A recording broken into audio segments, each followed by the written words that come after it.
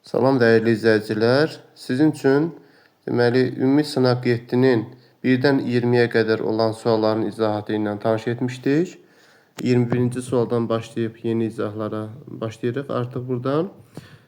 Burada qeyd edirik ki, mənbə və tarixi bilikləriniz əsasında verilmiş məlumatlardan neçəsinin doğru olmasını müəyyən edin.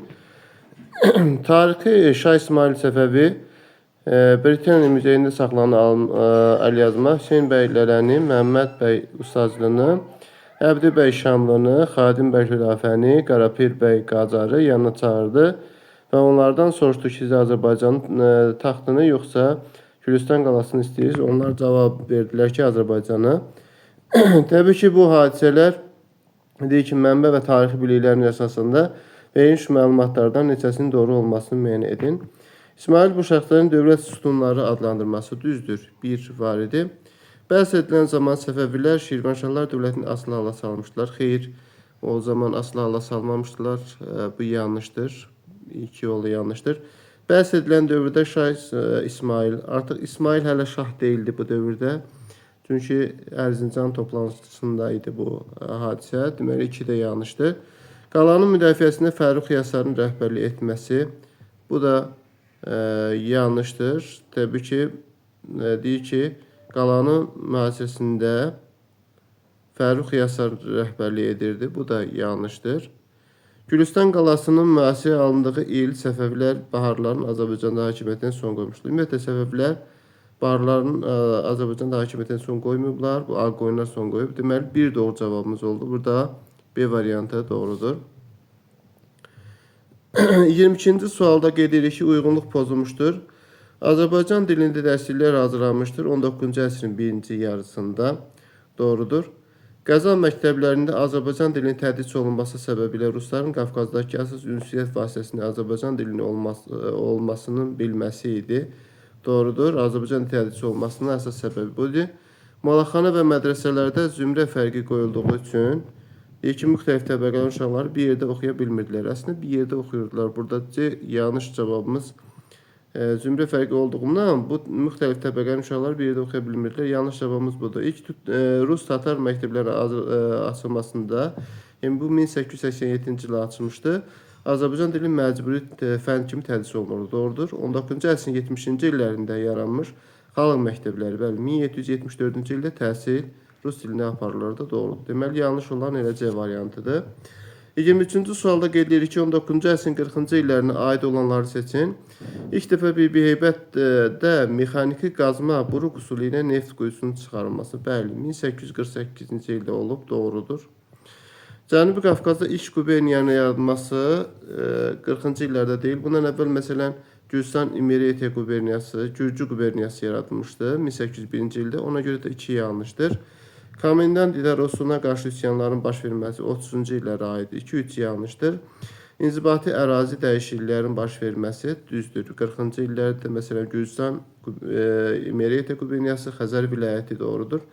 Bəy və ağaların mülk və tiyul torpaqları üzərində irsi mülkiyyət hüququ təsdiq edildi. Bu 1846-cı il 6 dekabr reskriptinə əsasən idi. Ona görə də burada 1, 4 və 5 uyğun cavabımız A variantı olar 23-cü sualda və 24-cü suala baxaq. 24-cü sualda qeyd edilir ki, Eyler-Venn diaqramına əsasən uyğun bəndləri müəyyən edin. Difai Partiyası, Müdafiə Partiyası və Müsəlman Gənclik Partiyasına aid olan uyğunluğu tələb edir burada.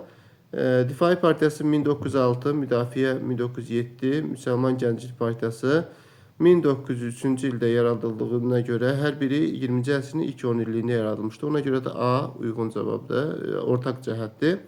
Fəaliyyətində Məmməd Əmin Rəsulzadə iştirak etmişdi. Bu Müsəlman Gənclik Partiyasıdır 1903-cü ildə. B gedəcək 3-ə. İrşad adlı qəzet Difai Partiyasında idi. Ağdamda şöbəsi fəaliyyət göstərir. Bu da difaidir. C-də gedəcək 1-ə.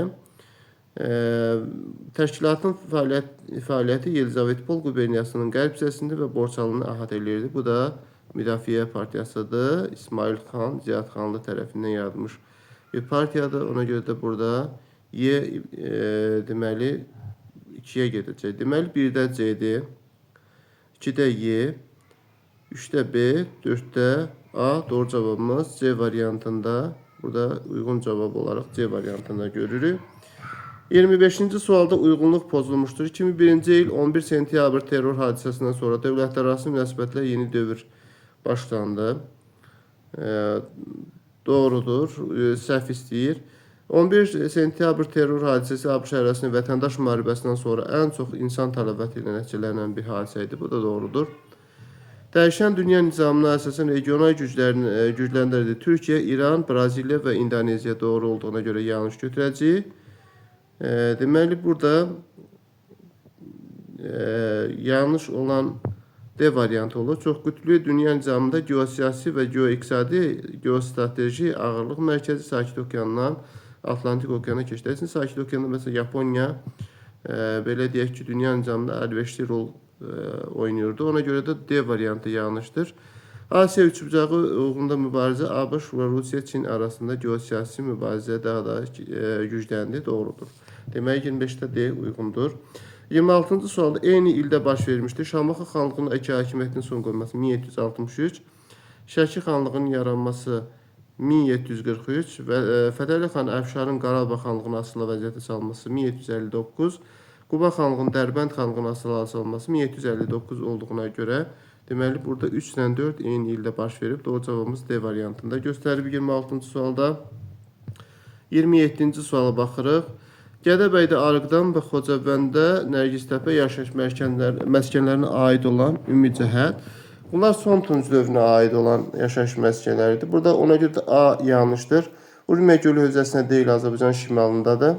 Duluzçuluq məhəlləsi və dulu sobaları təbii ki, bu Orta Tunc dövrünə aid olduğuna görə bunu da götürmürük. Bu Naxçıvanda ola bilər, Qarabağda ola bilər. Qarabağda deməli 150 təpə yaşayış yerində tapılar. Sonra nəhəng müdafiə tikililəri hesab olunan qalalar D. Uyğun cavabımız D variantıdır. 28-ci sualda qeyd edilir ki, xəritədə rəqəmlərlə verilmiş dövlətlərə aid olan uyğunluğu müəyyən edin. 28-də deməli Parfenon məbədi burada təbii ki, göstərilən xəritədə Roma və eyni zamanda Yunanistan ərazisi göstərilib. Parfenon məbədi Yunanistanda inşa olunub. A gedəcək 2-yə. Drakon qanunları da Yunanistana aid. B də 2-yə gedəcək. 6-cı əsrdə dövlət müəyyən müddətə seçilən konsullar tərəfindən olunub. Bu Respublika dövründə idi. Təbii ki, Romaya aiddir. C bəndi gedəcək 1-ə. Qullar ya düşmən Hindistanda adlandırılırdı. Qonşu dövlətlərə Siciliya adası uğruna mübarizə aparmışdır. Karfagenlə təbii ki, bu da Romaya aiddir. Deməli, C-yə 1-ə gedəcək. Deməli, 1-də C-yə, 2-də AB, doğru cavabımız A variantında göstərilib. 28-ci sualda daha əvvəl baş vermişdir. Gürcüstanda Rusiya hərbi müdaxiləsi məruz qalınması 2008, İlham Əliyevin prezident kimi ilk xarici səfərinin olması 2003-cü ilə Cenevrədə, SSR-nin hərbi əmlakın bölüşdürülməsi Daşkənd sazişinə əsasən 1992, Bakı-Tiflis-Qars dəmir yolunun açılışı 2017-ci ildə, Azərbaycan NATO Parlament Assambleyasının asosiallaşdırılmış üzvlərinə qəbul olması 2002-ci ilə aid olduğuna görə burada daha əvvəl olduğunu qeyd etsək, təbii ki, burada Daşkənd sazişi, yəni C 29-cu sualda C uyğun cavab olar. 30-cu sualda deyir ki, Ərdəbil hakimliyinin qüvvələrinə qarşı mübarizə aparmış Şirvanşah hökmdarları. Şahrux aid etmək olmaz. Şahrux Ərdəbil hakimiyyəti deyil, bu Səfəvi dövlətinə aiddir. Sonuncu hökmdarlardandır. 1-ci İbrahim Ərdəbil hakimliyinə qarşı mübarizə aparmayıb, 3 yanlışdır. 3-cü Fəriburza da aid etmək olmaz bunun. Məsələn, 1-ci Xəlilullahı götürmək olar. Samur çayı sahilində qara qoyunlarla ittifaq yaradıb. Fərrux Yasar isə Şahdağ döyüşündə ağ qoyunlarla ittifaq yaradıb Ərdəbil hakimliyinə qarşı. Deməli, sualın doğru cavabı Y variantı olar 30-cu sualda. Və 31-ci suala baxsaq, xanlıqların yaradıcılarına uyğun olaraq müəyyənləşdirin. Hüseynəli xana aid olar, təbii ki, Quba xanlığı. B 1-ə gedəcək, B 1-ə gedir. 1-ci Mirzə Məhəmməd Bakı xanlığına aiddir. A gedəcək 2-yə, C də 3-ə gedəcək. Şahverdi xan, Gəncə xanlığı. Deməli, B, A, C uyğun cavabımız Y variantında göstərilib 31-ci sualda. Deməli, daha doğrusu bir dəqiqə diqqət yetirək. Deməli, Hüseynəli xan deməli, bəli, Quba xanlığı idi. C. Hüseynəli xan Quba xanlığı, Mirzə Məmməd xan Bakı xanlığı. A. Deməli, 2-yə gedəcək, 3 də B-yə gedəcək. A, B. Yəni, burada A variantı uyğun cavabdır. 32-ci sualda gedik. Heydər Əliyevin Böyük Britaniya kraliçası ilə görüşdüyü ildə, bu 1998-ci ildə baş verib. Qeyd edirik ki, Ukrayna və Qazaxıstan nüvə silahlarına sahib olmaq hüququndan imtina etdi. 90-cı illərdə olan hadisələrdir bu. Deməli, A yanlışdır. 98-ci il olan hadisə. Azərbaycan Konstitusiya Məhkəməsi bəli 98-ci ildə qəbul olunub. Ona görə də burada B uyğun cavabdır 32-ci sualda. Və 33-cü sualda deyir ki, Qaraqoyunlu dövlətinin 15-ci əsrin birinci yarısı tarixinə aiddir. Qaraqoyunlu dövləti 1410-cu ildə yaranıb. Teymurlərin Azərbaycanın qovulması 1408 olduğuna görə 1 götürmürük. Qaraqoyunlara aid olsa da dövlətçiliyə aid deyil. Şirvanşahlar dövlətinin asılı hala salınması 1412-ci ildə aid olduğuna görə 2-ni götürürük. 2 var. Alaşkert döyüşü 1421-ci ildə olub. Bu da Qaraqoyunlar məğlub olub. Dövlətçiliyinə aid 2-3 var. Ərdəbil hakimliyə qarşı Şirvanşahlarla müttəfiq olması 1460-cı ildə bu 15-ci əsrin ikinci yarısına aiddir. Muş döyüşü də 1467-ci ilə aid olduğuna görə bu da 15-ci əsrin ikinci yarısına aiddir. Deməli 2 ilə 3 uyğun cavabımız B variantı olar. 34-cü sualda Dehli Sultanlığı və Eldənizlər dövləti üçün ortaq cəhət ola bilməz. Monqollara qarşı mübarizə aparıblar. Bəli, A doğrudur. Burada Özbək, burada el tutmuş xan, məsələn, 13-cü əsrdə mövcud olması, 1225-ci ildə Eldənizlər dövləti də mövcud idi, 25-ci il, 1225-ci ilə qədər, demək 13-cü əsrdə mövcud olub. Hökmdarlardan birinin Abbasi xəlifəsi tərəfindən sultan titullaşması. Bəli, məsələn, Dehlidə el tutmuş xan, Eldənizlər dövlətində Qızıl Arslan, bunu da götürə bilmərik. Soyurqal torpaq mülkiyyəti mövcud olması, xeyr, buna aid götürmək olmaz. Deməli, uyğun olaraq D variantı bu. Ağqoyunlu Qaraqoyunlarda Böyük Moğol dövlətinə aiddir. Ona görə də 34-də D variantıdır. Türk mənşəli sülalə tərəfindən olması uyğundur. 35-ci sualda 2-ci Dünya müharibəsində baş vermiş döyüşlərin ardıcılını müəyyən edin. Mərcan döyüşü 1942-ci ildə baş verib. Kursk döyüşü də 1943-cü ilə aiddir. Moskva döyüşü isə 1941-ci ilə aiddir. Deməli, uyğun olaraq əvvəlcə 3 olmalıdır. Sonra 3-1, yəni Mərcan döyüşü 42 və 2 isə Kursk döyüşüdür. Deməli, orada Y variantı uyğun cavab olar 35-də. 36-cı suala baxsaq, deməli, deyir ki, xronoloji ardıcılını müəyyən edin. Belqrad konfransı, Belqrad sülhü, yəqin ki 1739-dan söhbət gedir. Bloklara qoşulmayan hərəkatı 1961-ci ildə yaradılıb.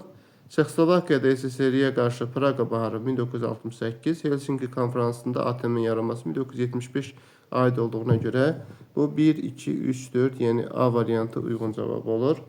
37-ci sualda deyir ki, uyğunluğu müəyyən edin, doğru və yanlış olanları. 9-cu əsrin 60-cı illərində Abbasi xilafəti mərkəzi hakimiyyətə qarşı qiyamın baş verməsi doğrudur. Deməli olub. Sonra Şirvanşahlar dövləti yaranıb.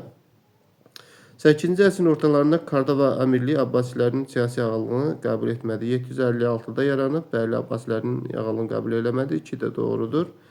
Yanlış olan daxil çəkişmələr 11-ci əsrdə Kardava xilafətinin parçalanmasına səbəb oldu. Doğrudur. Ona görə biz onu yanlış götürəcəyik. Uzun müddət düşmən hücumlarına tabi gətirməyən Konstantinopol ilk dəfə Avropa xristianları tərəfindən tutulub. Bəli, xaç yürüşlərinə tutulub. Bu da doğrudur. Yanlış deyil. Ona görə də bu da səhvdir. Deməli, doğru cavabımız 1 ilə 2 C variantı olar. 38-ci sualda qeyd edilir ki, Rusiyada 17-ci əsrin əvvəllərinə aid Şimal müharibəsində məğlub olması. Ümumiyyətlə, Şimal müharibəsində qələbə qazanıb Rusiya, məğlub olmayıb. Azov qalasının Osmanlı dövlətinə qaytarılması 1711-ci ildə oluna görə 18-ci əsrin əvvəllərinə aiddir. İlk dəfə Qara dənizə çıxışı əldə etməsi 1774 kişi qaynarca sülhünə əsasən idi. Yeni sülalə tərəfindən idarə olunması, bəli, 1613-cü ildə burada Romanovlar sülaləsi hakimiyyətə gəldiyinə görə doğru cavabımız D variantıdır. 39-cu sualda daha sonra baş vermişdir. Yorktown döyüşündə İngiltərənin məğlub olması bu olub 1781. Rusiyanın imperiya elan edilməsi 1721. Bu oldu 1781. Digəri 1721. Osmanlı dövləti Krımın müstəqilliyini tanıdı. Kiçik qaynarca sülhünə əsasən 1774. Danimarkanın Schleswig və Holsteini Rusiya və Avstriyaya güzəştə getməsi 1864. Fransanın ilk dəfə imperiyanın elan edilməsi isə 1804-cü ilə aid olduğuna görə daha sonra baş verilən hadisə burada aydınca görə bilirik ki, D variantı Danimarkanın Schleswig və Holsteini Avstriya və Avstriyaya güzəştə getməsi 1864-cü ildə. Yəni burada D variantı uyğun cavabdır. 10-cu sualda qeyd edilir ki, 40-cı sualda qeyd edilir ki, mətndə verilmiş hadisə miladi tarixində neçənci ildə baş vermişdir? Hicri tarixin 588-ci ildə Kral və Sultan Fələstində ilk dəfə olaraq bölünməsi ilə bağlı Yaffa sazişini imzaladılar. Xristianlar Akır şəhərinin paytaxt seçsələr də Sələtin Yerusəlimi öz əlinə saxladı. Deməli, bu 588-ci ildə bunun miladi təqvimə çevirmək lazımdır. Buna görə 588-i biz burada 33-ə bölsək, 1, yəni 33, bu da eləyir, deməli, 25, 258, 258 də təxminən 33, deməli, 17, 37 də bölsək 21, deməli, bu da 21, 23, 200, təxminən, burada qalıq 17, təxminən 18, burada 20 neçə qalır. Burada təxminən 1 əlavə eləsək, təxminən 18 il. Bu 588-i də, 588-dən də 18 çıxsaq, deməli, eləyər 570, 570-in üstünə də, deməli, 622 gəlsək, bu da eləyir 2, 9, deməli 1192, deməli doğru cavabımız C variantı olar.